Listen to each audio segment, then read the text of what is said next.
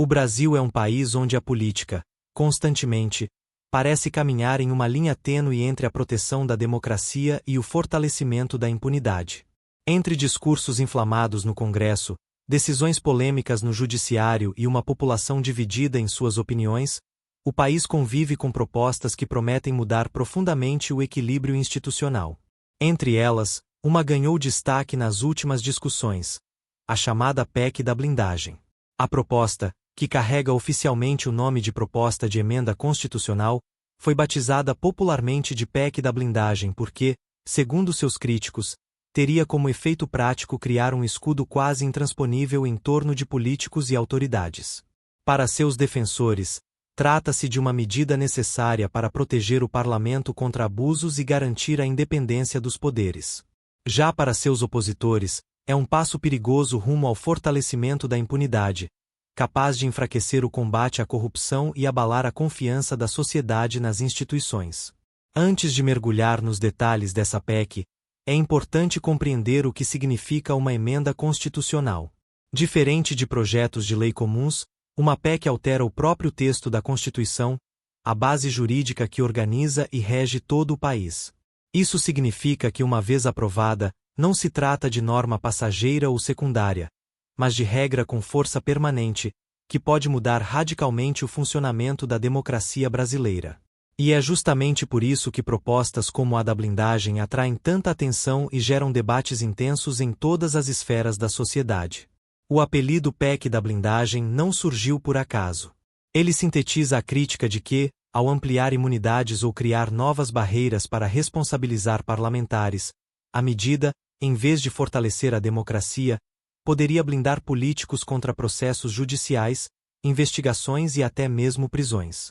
Em um país marcado por sucessivos escândalos de corrupção, a simples ideia de criar uma proteção extra para quem já ocupa cargos de poder gera desconfiança e indignação em parte significativa da população. Por outro lado, os defensores da PEC argumentam que o Brasil vive um cenário em que o legislativo estaria sendo constantemente pressionado ou invadido por decisões de outros poderes, em especial do judiciário. Para eles, reforçar imunidades parlamentares seria uma forma de restabelecer equilíbrio e impedir que juízes e ministros interfiram de maneira abusiva em decisões políticas. Segundo esse ponto de vista, a blindagem não seria um salvo-conduto para crimes, mas uma garantia de que deputados e senadores possam exercer suas funções com liberdade e independência. Esse dilema, entre proteger a democracia ou proteger os próprios políticos, é o coração do debate em torno da PEC da blindagem. Trata-se de um embate que vai além da técnica legislativa e toca em valores fundamentais: a luta contra a corrupção, a independência entre os poderes, a confiança social nas instituições e a própria definição de justiça em uma democracia. A introdução desse tema no Congresso Nacional não ocorreu em um vácuo. Ela veio na esteira de episódios que acirraram tensões entre os poderes. Decisões do Supremo Tribunal Federal envolvendo parlamentares, prisões autorizadas em casos polêmicos e a crescente judicialização da política serviram de combustível para que parte dos congressistas defendesse a necessidade de mudar as regras constitucionais. Assim, a PEC da blindagem surge como resposta política a um cenário de conflitos, mas também como reflexo de uma tradição brasileira: a de que, diante de crises, buscam-se soluções que muitas vezes reforçam privilégios de quem já detém poder. O debate sobre a PEC também expõe um contraste evidente entre elites políticas e sociedade civil. Enquanto parlamentares discutem os limites de suas imunidades, cidadãos comuns enfrentam no dia a dia um judiciário lento, burocrático e muitas vezes implacável. A percepção de que políticos tentam garantir privilégios enquanto a população sofre com desigualdade na aplicação da lei alimenta uma sensação de injustiça e revolta. Essa percepção é, em si mesma, um dos maiores riscos da proposta: o de aprofundar o abismo entre representantes e representados. Outro aspecto fundamental para compreender a controvérsia é a dimensão simbólica da blindagem. Em qualquer democracia, a ideia de imunidade precisa estar associada à proteção do mandato e da função pública, e não da pessoa que ocupa o cargo. Quando esse limite se perde, corre-se o risco de transformar o instituto da imunidade em ferramenta de impunidade. No caso brasileiro, onde já existe histórico de políticos que se escondem atrás de prerrogativas para escapar da justiça, a PEC da blindagem reacende o medo de que o país retroceda no combate à corrupção. Essa introdução busca preparar o terreno para uma análise mais detalhada da PEC. Nos capítulos seguintes, será possível compreender sua origem, seus defensores e críticos, os argumentos de cada lado e os impactos possíveis para a democracia brasileira. Mais do que isso, será possível refletir sobre o que está em jogo. Se a proposta é realmente uma defesa legítima da independência dos poderes ou apenas mais uma tentativa de blindar elites políticas contra as consequências de seus atos. Ao final desta jornada, ficará evidente que a PEC da blindagem não é apenas mais uma proposta em meio a tantas que tramitam no Congresso. Ela é um espelho das tensões, das fragilidades e das escolhas que o Brasil precisa enfrentar. Um país que busca se consolidar como democracia plena não pode se furtar a discutir de forma séria e transparente o equilíbrio entre imunidade e responsabilidade. Assim, a PEC da blindagem não é apenas um tema jurídico ou político. Ela é, acima de tudo, um tema ético, que envolve a definição de quais valores o Brasil deseja proteger. Blindar a democracia contra abusos ou blindar políticos contra a justiça? Essa é a pergunta central que atravessa todo o debate e que acompanhará cada capítulo desta narrativa. A chamada PEC da blindagem é uma proposta de emenda constitucional que, desde sua apresentação, gerou debates intensos e polarizados em todo o país. Embora o nome oficial varie conforme o número da proposta e a legislatura em que é apresentada, foi o apelido popular que se consolidou no imaginário coletivo. A ideia de que se trata de uma tentativa de criar um escudo especial em torno de políticos e autoridades, blindando-os contra investigações, prisões e processos judiciais. Mas afinal, o que significa, na prática, essa PEC? Para entender seu alcance, é necessário observar tanto seu conteúdo jurídico quanto o contexto político em que surgiu. O Brasil, historicamente, já concede imunidades parlamentares a deputados e senadores. A Constituição de 1988 estabelece que eles não podem ser responsabilizados por opiniões, palavras e votos proferidos no exercício do mandato. Também determina regras específicas para prisões, permitindo apenas em flagrante de crime inafiançável, com autorização da respectiva Casa Legislativa. Essas imunidades, chamadas de prerrogativas, existem em muitas democracias ao redor do mundo e têm como objetivo proteger a independência do poder legislativo contra pressões indevidas. No entanto, a PEC da blindagem vai além dessa proteção tradicional. Em linhas gerais, a proposta busca ampliar os limites de imunidade, dificultando ainda mais a possibilidade de prisão e responsabilização criminal de parlamentares. Entre os pontos mais polêmicos, destacam-se: 1. A necessidade de autorização expressa da Casa Legislativa para qualquer medida cautelar que afete diretamente o exercício do mandato, como prisão preventiva, afastamento ou uso de tornozeleira eletrônica. 2. A restrição da atuação do Supremo Tribunal Federal e de outros tribunais superiores em relação a deputados e senadores, reforçando a exigência de que qualquer decisão judicial seja submetida ao crivo político do Congresso. 3. A possibilidade de ampliar o conceito de imunidade material, protegendo não apenas palavras e votos, mas também manifestações feitas em ambientes externos, como redes sociais ou entrevistas públicas. Esses pontos transformam a PEC em uma das propostas mais controversas das últimas décadas. Seus defensores argumentam que ela é necessária porque, segundo eles, o Poder Judiciário vem extrapolando suas funções, interferindo no trabalho legislativo e fragilizando a independência do parlamento. Em sua visão, a proposta é um antídoto contra o ativismo judicial, que teria ganhado espaço no Brasil com a judicialização da política. A blindagem, nesse sentido, não seria um privilégio pessoal, mas um mecanismo de defesa institucional do poder legislativo. Por outro lado, os críticos afirmam que o verdadeiro efeito da PEC seria criar um escudo de impunidade. Eles alertam que, se aprovada, a medida permitiria que parlamentares envolvidos em corrupção, lavagem de dinheiro, organização criminosa e outros crimes graves pudessem escapar da justiça simplesmente porque o Congresso teria poder de veto sobre medidas judiciais. Na prática, isso significaria submeter decisões técnicas de juízes a critérios políticos, o que enfraqueceria o princípio da igualdade perante a lei. A controvérsia em torno da PEC da blindagem também se explica pelo momento em que surgiu. O Brasil viveu, nos últimos anos, um período de intensas tensões entre os poderes. O Supremo Tribunal Federal, por exemplo, autorizou prisões e afastamentos de parlamentares em casos polêmicos, como nos processos que envolveram discursos considerados antidemocráticos ou participação em esquemas de corrupção.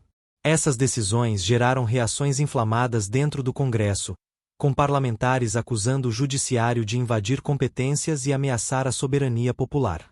A PEC, nesse contexto, foi apresentada como resposta política a essas tensões.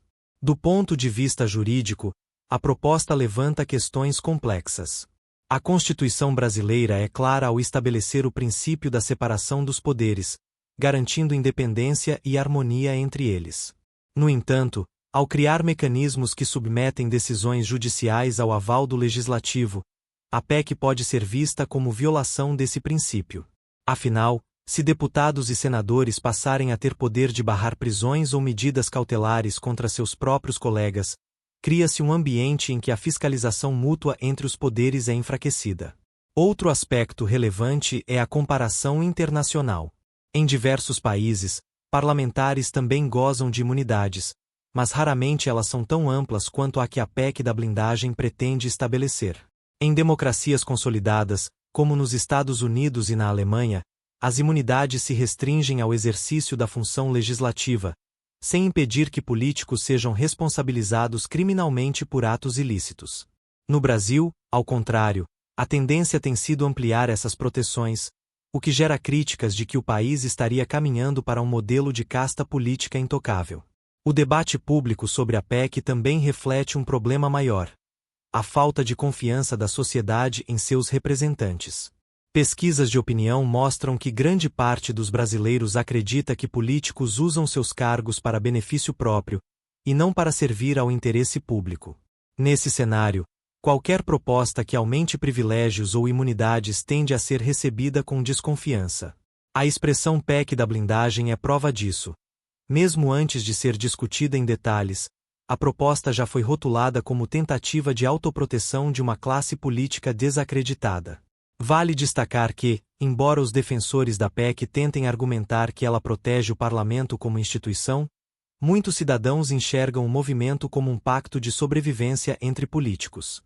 Essa percepção se fortalece porque a proposta costuma ganhar força em momentos de crise, quando parlamentares se sentem ameaçados por investigações ou decisões judiciais.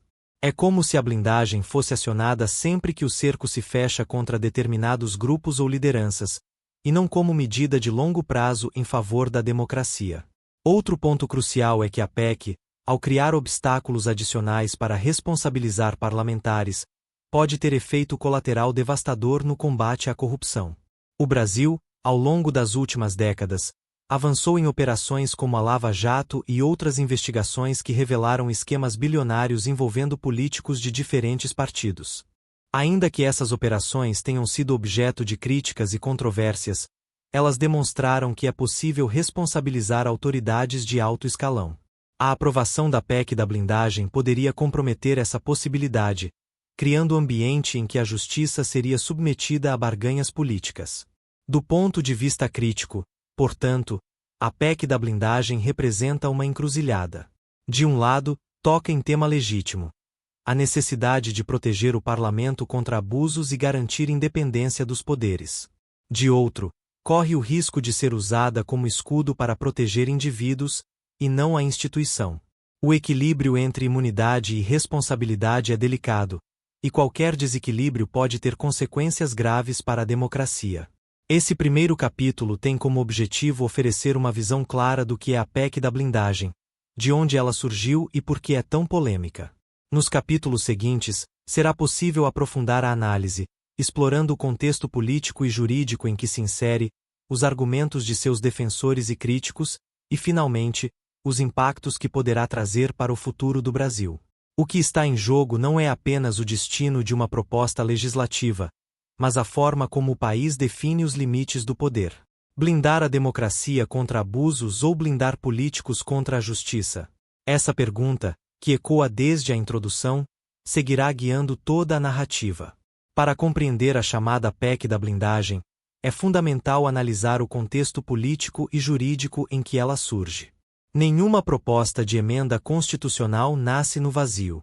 Cada mudança na Carta Magna é fruto de disputas de poder, crises institucionais, pressões da sociedade e, muitas vezes, da tentativa de grupos políticos de garantir sua própria sobrevivência. A PEC da blindagem, nesse sentido, é reflexo direto de um momento em que os limites entre os poderes da República se tornaram alvo de acalorados debates e de intensas batalhas políticas.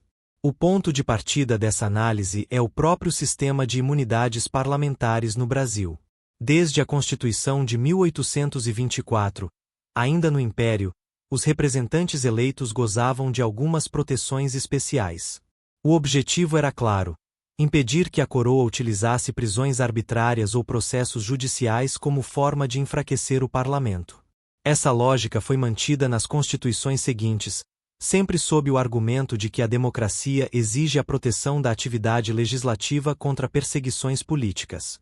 Na Constituição de 1988, chamada de Constituição Cidadã, esse sistema foi reafirmado e detalhado. Deputados e senadores passaram a ter duas formas principais de imunidade: a imunidade material e a imunidade formal. A imunidade material garante que eles não possam ser responsabilizados por palavras, opiniões e votos no exercício do mandato. Essa proteção é considerada absoluta e busca assegurar que parlamentares tenham liberdade de expressão em sua atuação política. Já a imunidade formal diz respeito a prisões e processos. Pela Constituição, parlamentares só podem ser presos em flagrante de crime inafiançável, e mesmo nesse caso a prisão precisa ser validada pela Casa Legislativa em até 24 horas. Além disso, processos contra parlamentares são julgados em instâncias superiores, como o Supremo Tribunal Federal. Esse modelo, embora tenha raízes legítimas na defesa da democracia, gerou críticas ao longo do tempo. Muitos argumentam que, na prática, ele cria privilégios injustificados para uma classe política que já é marcada por distanciamento em relação à sociedade. A percepção de que parlamentares se escondem atrás de suas prerrogativas para escapar da justiça ganhou força especialmente a partir da redemocratização, quando escândalos de corrupção passaram a ocupar espaço constante na imprensa. O contexto político que deu força à PEC da blindagem está diretamente ligado a esse histórico. Nas últimas décadas, o Brasil assistiu à explosão de investigações contra políticos de alto escalão. Operações como a Lava Jato, a Mensalão e outras revelaram esquemas bilionários de corrupção, envolvendo partidos diversos e parlamentares influentes. Pela primeira vez, figuras até então intocáveis passaram a ser julgadas, e, em alguns casos, presas. Isso gerou dois efeitos contraditórios.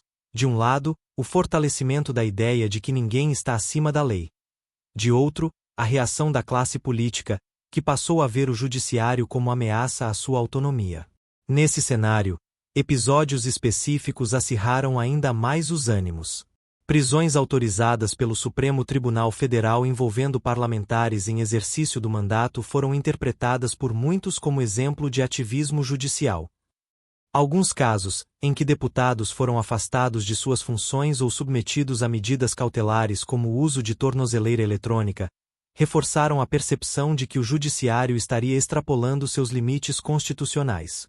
Foi a partir dessa narrativa que surgiu a ideia de uma PEC que reforçasse ainda mais as barreiras contra a atuação da justiça. Do ponto de vista jurídico, a proposta reacende o debate sobre a separação dos poderes. A Constituição brasileira estabelece que legislativo, executivo e judiciário são independentes e harmônicos entre si. Isso significa que nenhum deles pode subordinar ou enfraquecer os outros. Mas significa também que cada um deve cumprir papel de fiscalizar e limitar o poder dos demais, evitando abusos. Esse equilíbrio delicado, chamado de sistema de freios e contrapesos, é pilar essencial da democracia moderna. Quando o Congresso propõe uma PEC que limita a atuação do judiciário sobre parlamentares, colocasse em xeque esse equilíbrio. Se, de um lado, há argumento de que é preciso conter abusos judiciais, de outro surge risco de que o legislativo se torne espaço imune à lei, onde deputados e senadores possam agir sem temor de responsabilização. A questão central é: onde termina a proteção legítima da atividade política e onde começa a impunidade? O contexto político mais amplo também ajuda a entender a PEC da blindagem. O Brasil atravessa período de polarização intensa, em que instituições são constantemente tensionadas. De um lado, o Judiciário, em especial o Supremo Tribunal Federal, ganhou protagonismo ao arbitrar conflitos políticos, julgar grandes casos de corrupção e intervir em situações de crise. De outro, o Legislativo tenta reafirmar sua autonomia e resistir ao que considera interferência judicial. Essa disputa de poder cria ambiente fértil para propostas que buscam redefinir limites constitucionais. Não é coincidência que a PEC da blindagem surja em meio a esse clima. Ela é fruto direto da tentativa de uma classe política de recuperar espaço perdido para o judiciário e de se proteger em um ambiente onde a judicialização da política se tornou regra. Em um país em que quase todas as grandes decisões políticas acabam sendo contestadas nos tribunais, a fronteira entre política e justiça se tornou cada vez mais tênue. A PEC é resposta a esse fenômeno, mas também sintoma de uma democracia em busca de equilíbrio. Outro ponto relevante do contexto é a comparação internacional. Embora imunidades parlamentares existam em quase todas as democracias, poucas são tão amplas quanto as previstas na Constituição brasileira, e menos ainda as que a PEC da blindagem pretende reforçar. Em países como França, Alemanha e Estados Unidos, parlamentares têm liberdade de expressão e proteção contra perseguições políticas, mas continuam sujeitos a investigações criminais como qualquer cidadão.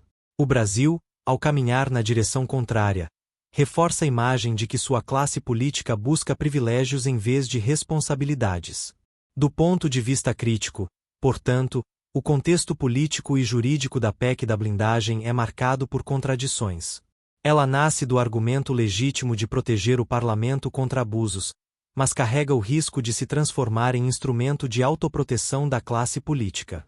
Surge como resposta à judicialização da política, mas pode aprofundar crise de confiança da sociedade nas instituições. E se apresenta como defesa da democracia, mas pode, na prática, corroê-la ao enfraquecer o princípio da igualdade perante a lei.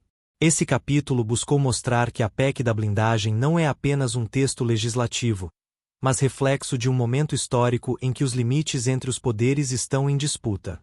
Nos capítulos seguintes, será possível aprofundar essa análise, examinando os argumentos a favor e contra a proposta, e refletindo sobre o que realmente está em jogo para o futuro do Brasil.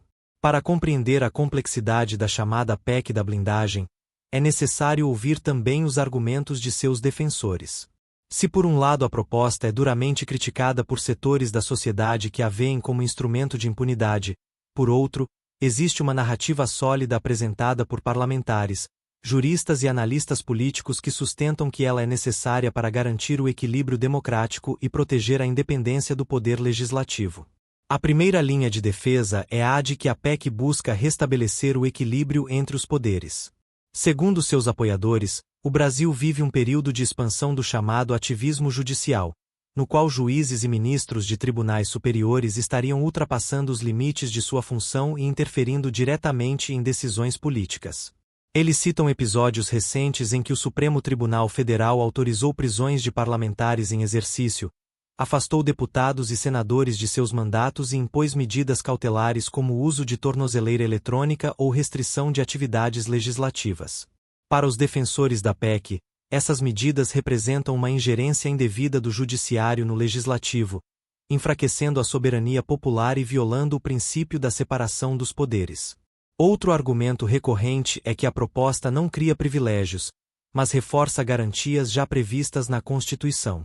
Os parlamentares lembram que a Carta de 1988 estabeleceu imunidades justamente para evitar perseguições políticas e para garantir que deputados e senadores pudessem exercer seus mandatos livremente. Nesse sentido, a PEC seria apenas uma atualização dessas prerrogativas, adaptando-as a um contexto em que, segundo eles, o judiciário estaria utilizando brechas para limitar a atuação do legislativo.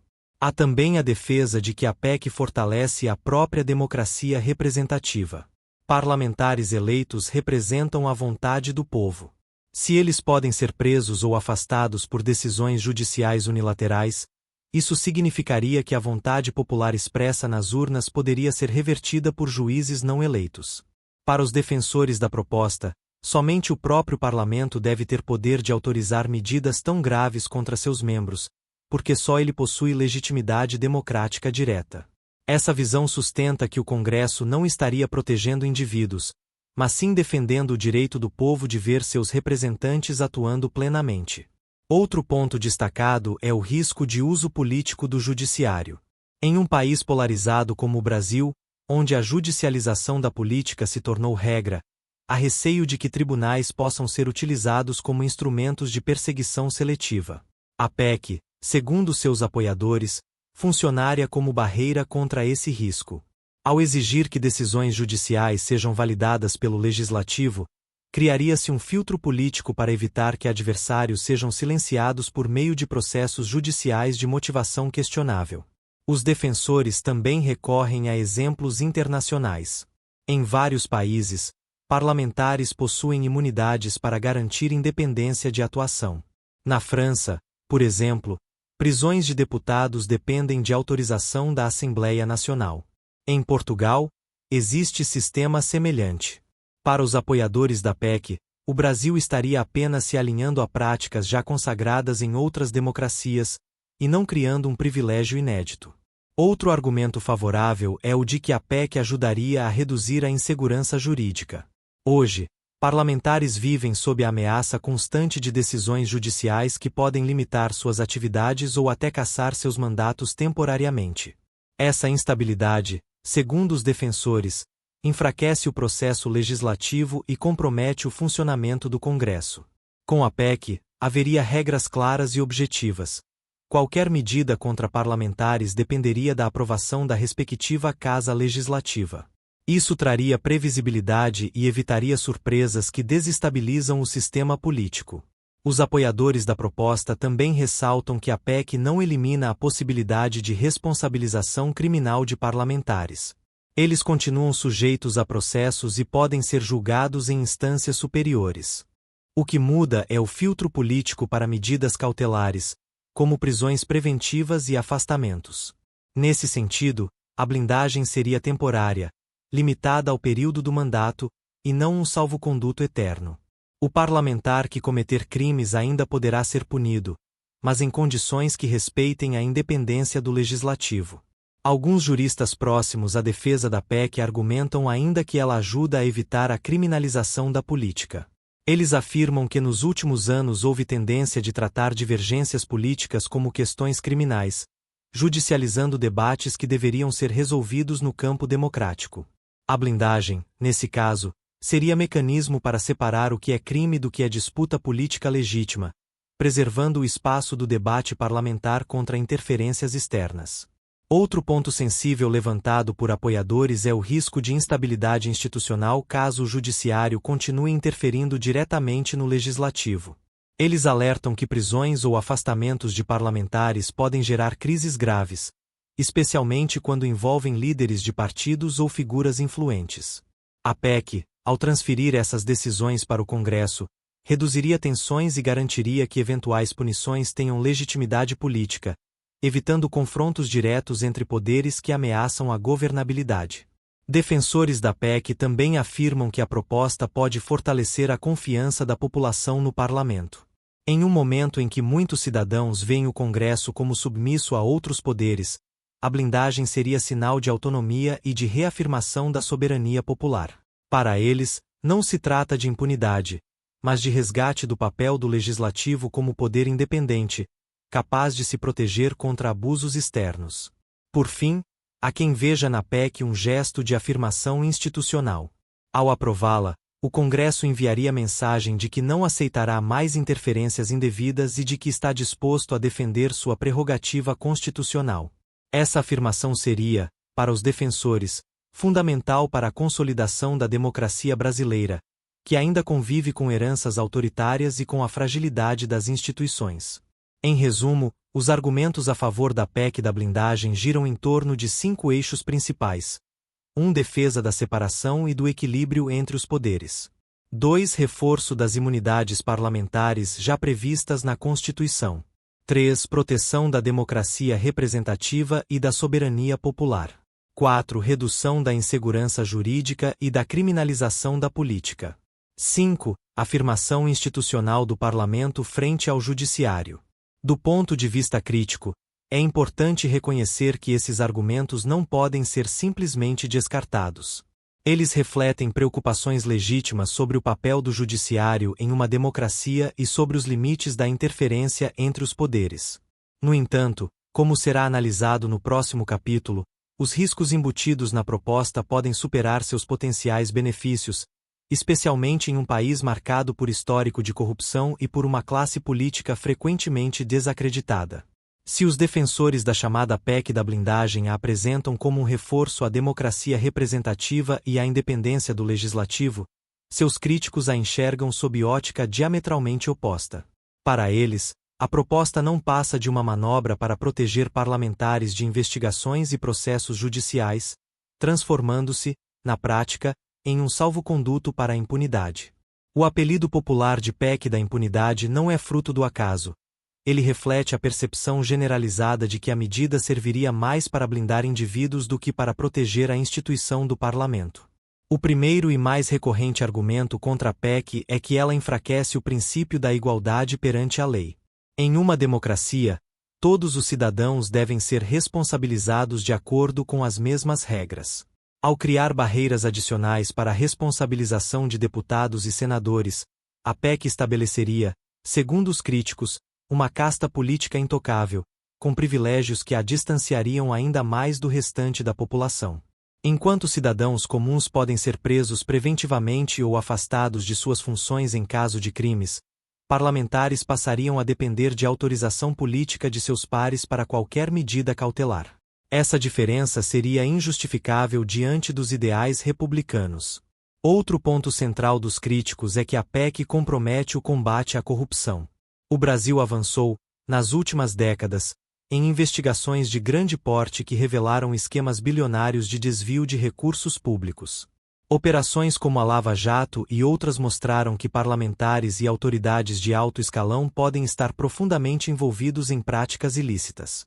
A aprovação da PEC criaria obstáculos adicionais para que essas investigações prosperassem. Se a prisão ou mesmo o afastamento de um deputado dependerem da aprovação da própria Câmara, ou de um senador depender do aval do Senado, a tendência é que a lógica da autoproteção prevaleça.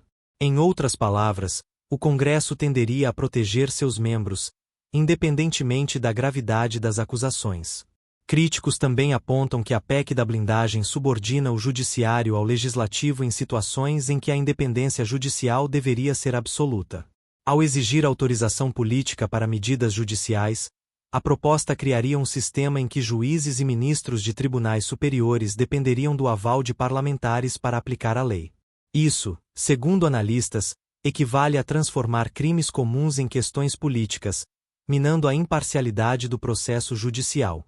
Outro argumento contrário é que a PEC aumenta a distância entre representantes e representados. O Brasil já enfrenta grave crise de confiança entre sociedade e classe política.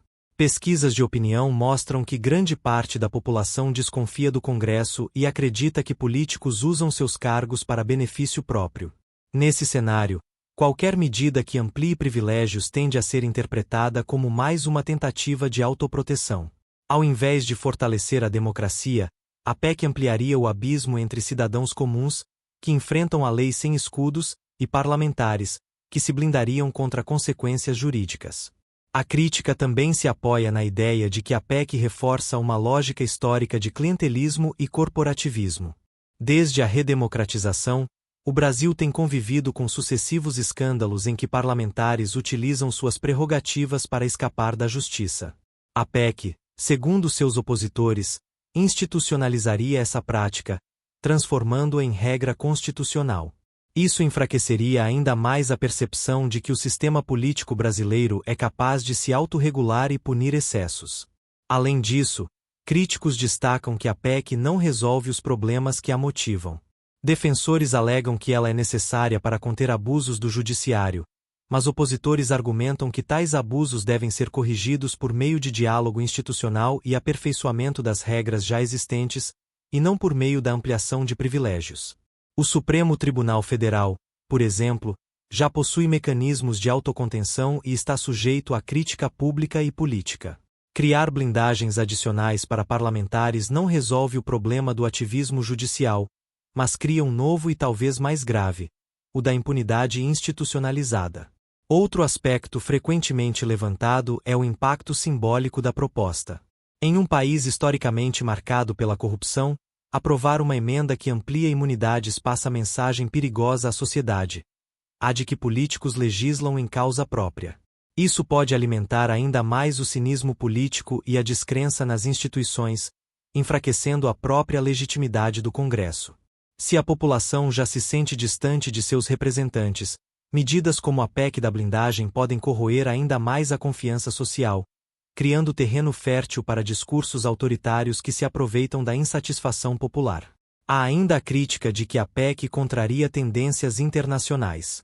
Enquanto países desenvolvidos caminham para reduzir privilégios e aumentar a transparência de seus parlamentos, o Brasil estaria indo na direção contrária, ampliando barreiras à responsabilização de políticos.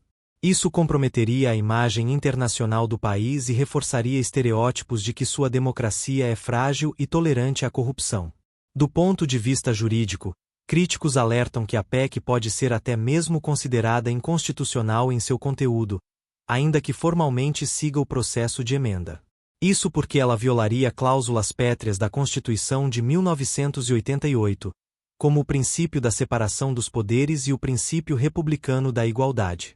Em outras palavras, mesmo sendo aprovada pelo Congresso, poderia ser questionada judicialmente como atentatória contra a essência da própria Carta Magna.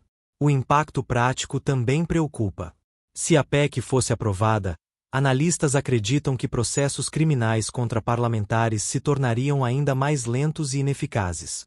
O risco de prescrição aumentaria, já que decisões judiciais dependeriam de aval político. Isso criaria incentivo perverso. Quanto mais influente o parlamentar, maiores seriam suas chances de escapar da justiça. Outro ponto sensível é o risco de paralisia institucional. Ao transferir ao Congresso o poder de decidir sobre prisões e medidas cautelares, a PEC poderia transformar a Casa Legislativa em tribunal político permanente, julgando colegas em vez de legislar para o país. Essa sobrecarga desviaria o foco do parlamento de suas funções principais, aumentando ainda mais a ineficiência legislativa. Em síntese, os argumentos contra a PEC da blindagem podem ser resumidos em 5 grandes pontos. 1. Ela enfraquece o princípio da igualdade perante a lei. 2. Compromete o combate à corrupção ao criar obstáculos à responsabilização de parlamentares. 3. Subordina o judiciário ao legislativo, minando a independência judicial. 4. Aumenta o abismo entre sociedade e classe política, reforçando cinismo e desconfiança.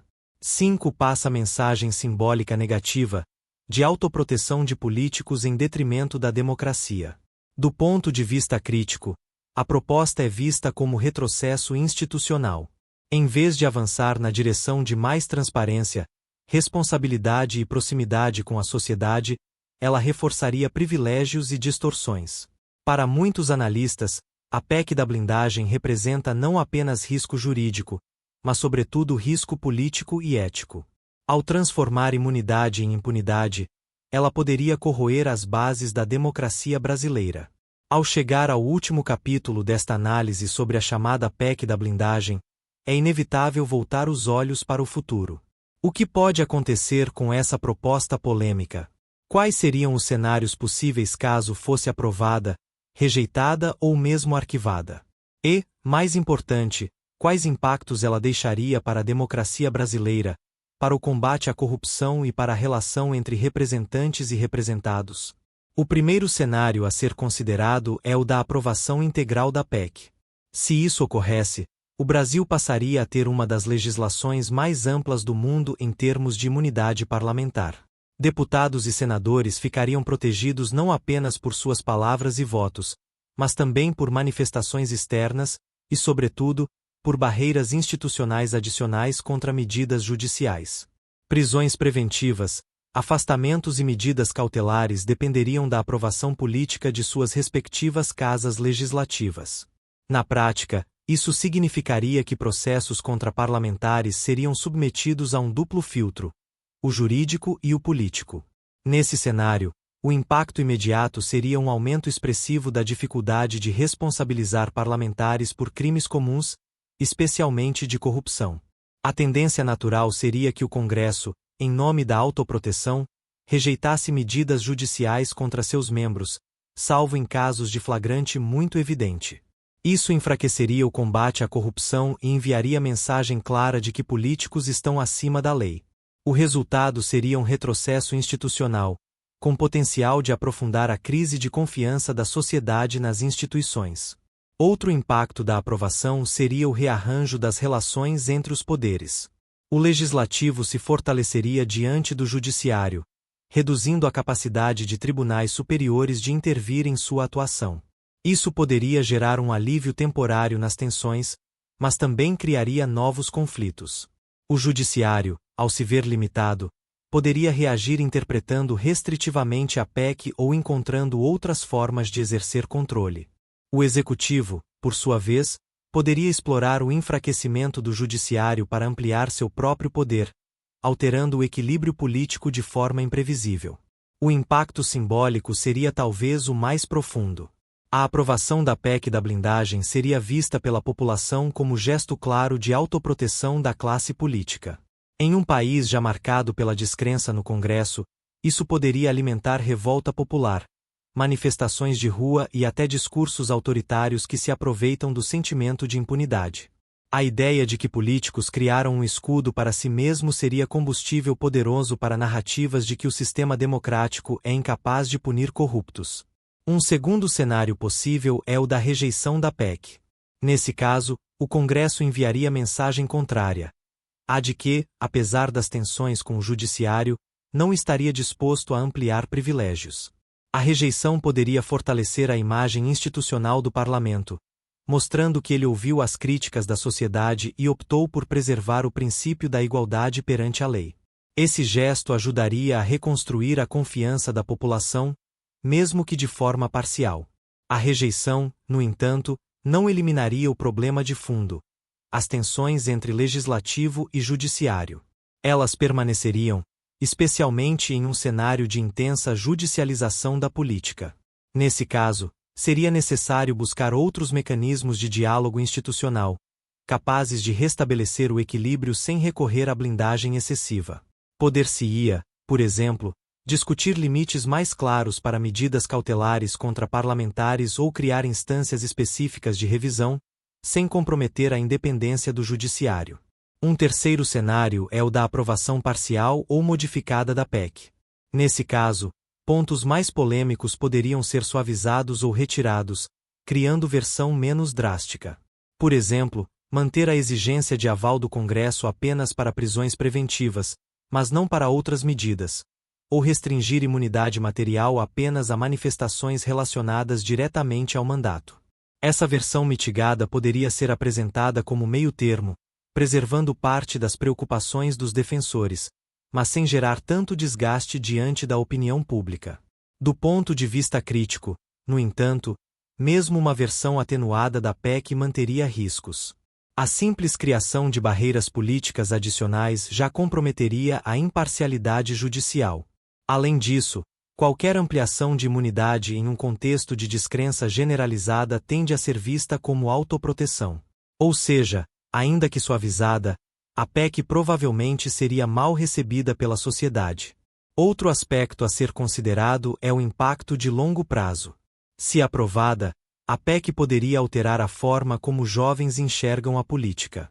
Ao perceberem que parlamentares gozam de privilégios inacessíveis ao cidadão comum, novas gerações poderiam reforçar sentimento de que a política é espaço de impunidade.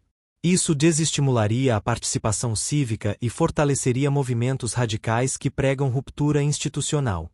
No campo internacional, a aprovação da PEC comprometeria a imagem do Brasil como democracia em consolidação. Organismos internacionais, investidores estrangeiros e observadores externos interpretariam a medida como retrocesso, afastando o país de padrões globais de transparência e responsabilidade. Isso poderia impactar até mesmo áreas como economia, já que confiança institucional é elemento importante para atrair investimentos. Se rejeitada, ao contrário, o Brasil poderia sinalizar que está disposto a enfrentar seus problemas institucionais sem recorrer a privilégios. Isso reforçaria a credibilidade democrática do país e poderia até servir como exemplo para outras nações em desenvolvimento. Do ponto de vista ético, a PEC coloca a sociedade diante de dilema fundamental. O que é mais importante proteger, a independência do legislativo ou a igualdade perante a lei? A resposta não é simples, mas o risco é que, ao optar por blindagem ampla, o país acabe sacrificando o valor mais essencial da democracia: a ideia de que ninguém está acima da lei. O futuro da PEC também depende da pressão popular. Se a sociedade civil se mobilizar contra a proposta, as chances de aprovação diminuem. Historicamente, projetos que aumentam privilégios parlamentares só prosperam em ambientes de pouca visibilidade. Ao contrário, quando a atenção da opinião pública se volta para o Congresso, a tendência é que os parlamentares recuem. Nesse sentido, movimentos sociais, imprensa e redes digitais terão papel decisivo no destino da proposta. No horizonte, a PEC da blindagem aparece como mais um capítulo da longa disputa brasileira entre privilégios políticos e busca por igualdade. Sua tramitação, seus debates e seus desdobramentos revelarão muito sobre a maturidade da democracia nacional. Se o país optar por blindar ainda mais seus representantes, corre o risco de aprofundar a crise de confiança. Se optar por rejeitar ou reformular a proposta, pode dar passo importante em direção a uma política mais transparente e responsável. Em última análise, o futuro da PEC da blindagem será também o futuro da relação entre políticos e cidadãos no Brasil. Ela mostrará se o país está disposto a reforçar a lógica de uma elite protegida ou se buscará construir sistema mais justo, em que todos, independentemente do cargo que ocupam, respondam igualmente perante a lei. Ao longo desta narrativa, foi possível compreender que a chamada PEC da blindagem não é apenas uma proposta legislativa entre tantas que tramitam no Congresso. Ela é o reflexo de um embate histórico no Brasil: o choque entre a necessidade de proteger instituições democráticas contra abusos e o risco de transformar essas mesmas proteções em privilégios para uma elite política já desacreditada. A introdução revelou como a PEC surgiu em um momento de intensas tensões entre legislativo e judiciário. De um lado, parlamentares acusam o Supremo Tribunal Federal de interferir em sua autonomia, afastando ou prendendo membros em situações polêmicas. De outro, parte da sociedade enxerga nessas ações a prova de que ninguém deve estar acima da lei. Nesse ambiente de disputa, a proposta emergiu como símbolo de resistência para uns e de autoproteção para outros. Nos capítulos seguintes, ficou claro que a PEC é interpretada de maneiras opostas. Para defensores, trata-se de reforço à democracia representativa, capaz de proteger a soberania popular contra possíveis abusos judiciais. Para eles, blindar parlamentares seria blindar a vontade do povo expressa nas urnas. Já para críticos, a PEC não passa de um salvo-conduto, uma forma de institucionalizar a impunidade em um país historicamente marcado pela corrupção. Esse embate revela dilema central da democracia brasileira: como equilibrar imunidade e responsabilidade. Toda democracia precisa proteger seus representantes contra perseguições políticas, mas também precisa garantir que esses representantes não usem a proteção como escudo contra crimes comuns. É nessa fronteira tênue que se situa o debate sobre a PEC da blindagem. O exame do contexto político e jurídico mostrou que a proposta não nasceu isolada. Ela é consequência de décadas de judicialização da política, de investigações que atingiram figuras poderosas e de um Congresso que se viu acuado por decisões judiciais. Mas mostrou também que, em vez de buscar diálogo institucional, a classe política optou por ampliar ainda mais suas imunidades, gerando desconfiança e afastamento em relação à sociedade. Os argumentos a favor expuseram preocupações legítimas sobre o ativismo judicial e a necessidade de proteger o parlamento. Mas os argumentos contrários evidenciaram riscos ainda maiores: o de enfraquecer a igualdade perante a lei, comprometer o combate à corrupção e ampliar o abismo entre políticos e cidadãos. Em um país onde confiança nas instituições já é frágil, a aprovação da PEC poderia ser interpretada como declaração de que a política é espaço reservado a privilégios, e não a responsabilidades. O capítulo final, ao projetar os cenários futuros, deixou claro que o destino da PEC terá consequências profundas.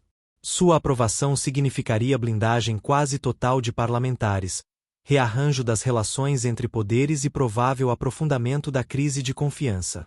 Sua rejeição, ao contrário, poderia representar gesto de compromisso democrático, sinalizando que, mesmo diante de tensões, o Congresso não está disposto a legislar em causa própria. Já sua modificação poderia gerar meio-termo, mas ainda assim manteria riscos simbólicos e práticos.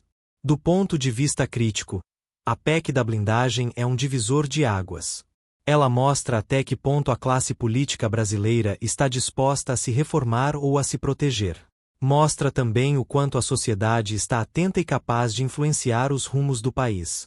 Em democracias modernas, propostas que ampliam privilégios só prosperam quando há silêncio social. No Brasil, onde a vigilância popular cresceu com as redes digitais e com a memória recente de grandes escândalos, o futuro da PEC dependerá, em grande medida, da pressão da opinião pública. O encerramento desta narrativa não pretende oferecer respostas definitivas, mas provocar reflexão. Blindar a democracia contra abusos é necessário. Blindar políticos contra a justiça é perigoso. Entre uma coisa e outra, há diferença abissal, mas que pode ser facilmente confundida em discursos retóricos. O desafio do Brasil é não permitir que essa confusão se transforme em retrocesso institucional. Em última instância, a PEC da blindagem coloca em jogo um princípio fundamental: ninguém deve estar acima da lei. Se o país optar por relativizar esse princípio, corre o risco de corroer as bases de sua democracia. Se optar por fortalecê-lo, mesmo diante das dificuldades, poderá dar passo decisivo rumo a uma política mais transparente, responsável e próxima do cidadão. Assim, o futuro da PEC será também o futuro da relação entre representantes e representados. Será o retrato de um Brasil que escolhe entre repetir padrões de privilégios ou construir caminho de responsabilidade. Cabe à sociedade, vigilante e consciente, acompanhar cada passo desse processo, porque blindar a democracia exige mais do que proteger políticos. Exige proteger valores que pertencem a todos.